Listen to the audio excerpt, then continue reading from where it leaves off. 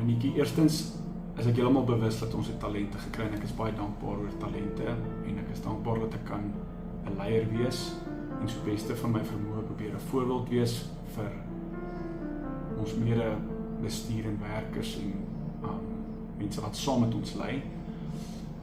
Ek dink hoe ek mense probeer inspireer is en om hulle oor te dra dat ons glo in wat ons doen. Ons glo in produkte, ons glo in die manier hoe ons besigheid doen en ons glo in ons dorp en ons glo in ons land. Ons het so groot geword en ek dink meeste van die tyd as ek mense kan inspireer dat hulle moet glo in wat ek glo, menende en wat is ons visie of ons doel hierso, dan dink ek kan ek op die beste manier probeer vir hulle lei, want ons het verskriklike goeie leiers in ons organisasie en ons besighede en die mense inspireer my met tye ook. Ons sien onsself as 'n groot span, maar ek probeer meeste van die tyd vir mense sê ons moet glo in wat ons doen en ons moet positief wees. En ek dink met daai mindset, as ek dit so kan sit, probeer ek dan vir mense lei.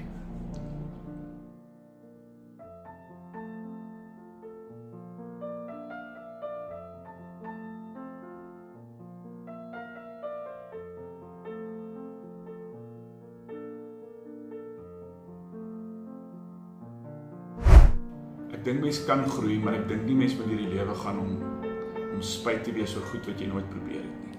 Ek dink mense is nooit te oud om iets te leer nie. Ons het baie goed op 'n ouer ouderdom geleer en baie goed op 'n jonger ouderdom.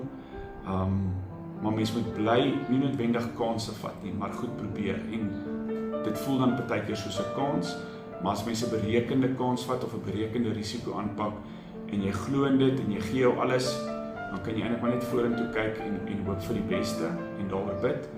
Maar mens moenie eendag kan terugkyk en regtig spyt wees oor goed wat jy nooit probeer het nie. Ek dink dit sal die ergste wees.